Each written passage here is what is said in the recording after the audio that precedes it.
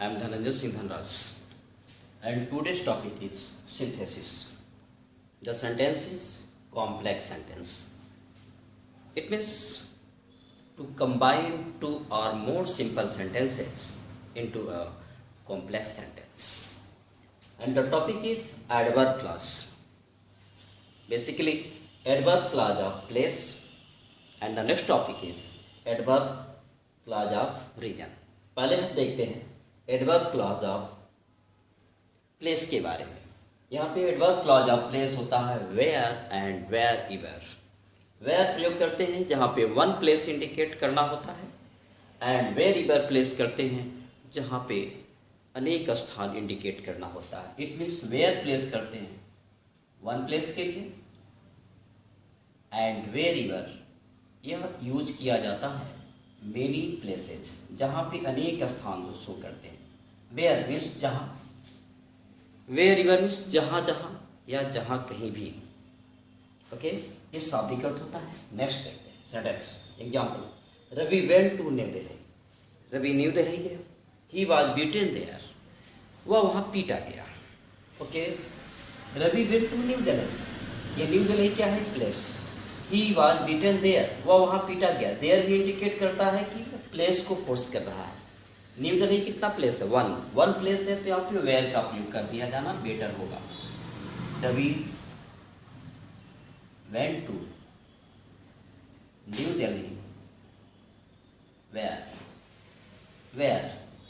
Where जब लिख देंगे तो उसके न्यू दिल्ली के बदले में जो यहाँ प्रोनाउन प्रयोग किया गया है देयर, उसको हटा दिया जाएगा और रेस्ट ऑफ सेंटेंस यहाँ पे लिख दिए जाएंगे।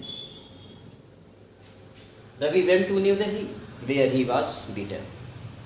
नेक्स्ट देखते हैं। Pandit Nehru went many places. Pandit Nehru went to many places. Pandit Nehru अनेक स्थान पे गए। ही वाज वेलकम्ड एवरीवेयर, हर जगह पे उनका स्वागत हुआ है ना। यहाँ पे मेनी प्लेसेस और एवरीवेयर हर जगह लग रहा है अनेक स्थान शो कर रहा है। जब अनेक स्थान शो करेगा मेनी प्लेसेस, तो वहाँ पर वेयर इवर का प्रयोग करना बेटर होता है। तो चूंकि यहाँ पे हम बना सकते हैं पंडित नेहरू वाज वेलकम। इसी सेंटेंस को पहले करिए। ये क्या मतलब? पंडित नेहरू से है, इसको लिख सकते हैं Pandit Nehru was welcomed. Everywhere का मतलब मेनी प्लेस है, वेयर इवर प्रयोग कर लीजिए। मेनी प्लेसेस का मतलब वेयर इवर से है, प्रयोग कर लेंगे। जब भी वेयर इवर लिखेंगे तो यहाँ मेनी प्लेसेज या एवरीवेयर क्या हो जाएगा? हट जाएगा। ये हो जाएगा पंडित नेहरू वाज वेलकम, और इस पार्ट को इधर लाएंगे तो पंडित नेहरू चूंकि यहाँ लिखा जा चुका है, इसलिए उसका प्रोनाउन यूज करेंगे ही, और यहाँ पे हम यूज कर लेंगे प्लेस के लिए वेयर इवर ही वेंट। अब मेरी प्लेसेस दिखने की आवश्यकता नहीं है क्योंकि यहाँ पे वेयर इवर लिखा गया। आप चाहते सेंटेंस को पहले भी लिख सकते हैं wherever Pandit Nehru went, यहीं पर wherever Pandit Nehru went comma he was welcomed, ऐसे भी लिख सकते हैं। देखते हैं। Meera lives in Agra. मीरा आगरा में रहती है। She does the business there, वह वहाँ बिजनेस करती है। देयर किसके लिए दिया है? आगरा के लिए दिया है, यानी प्लेस इंडिकेट कर रहा है। आगरा क्या? एक सिटी, कोई भी सिटी, विलेज, कंट्री, कॉन्टिनेंट, ये सब क्या होते हैं? प्लेस। और उसके बदले में यहाँ पे प्रोनाउन दिया है देयर। जब भी हियर देयर होता है, हीथर तो यह क्या होता है? प्लेस को इंडिकेट कर रहा होता है।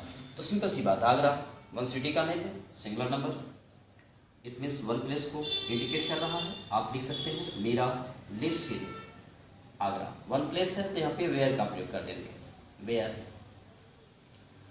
She does the business.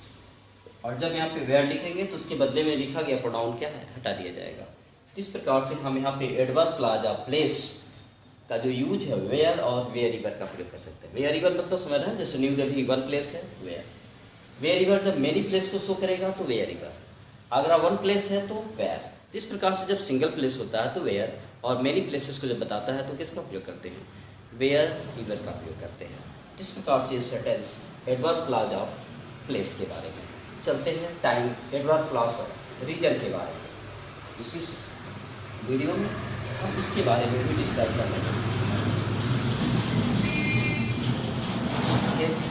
अब चलते हैं हम स्पेशली रीजन के बारे में। रीजन, तो जब यहाँ पे रीजन होता है तो रीजन के लिए हम लिखते हैं क्या? बिकॉज।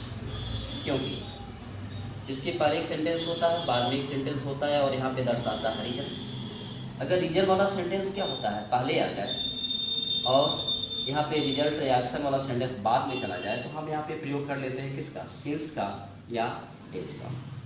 इस प्रकार से हम सेपरेट सेंटेंस को बना सकते हैं। जैसे यहाँ पे I shall teach him, he is weak. इसको कंबाइन करते हैं। जैसे आई शैल टीच हिम, मैं उसे पढ़ाऊंगा। क्यों पढ़ाऊंगा, ही इज वीक, वह कमजोर है। रीजन दिया, मैं उसे पढ़ाऊंगा, क्यों भाई, ऐसा कार्य कर रहा है।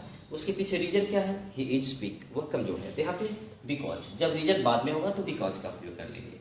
इस प्रकार से इसको लिखा जा सकता है, I shall teach him because he is week.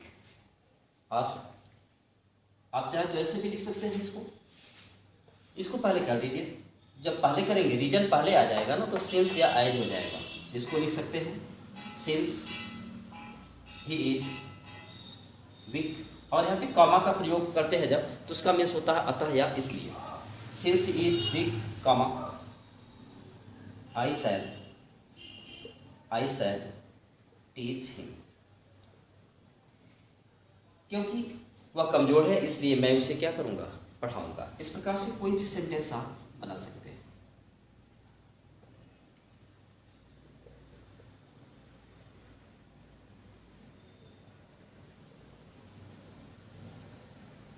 Suppose जैसे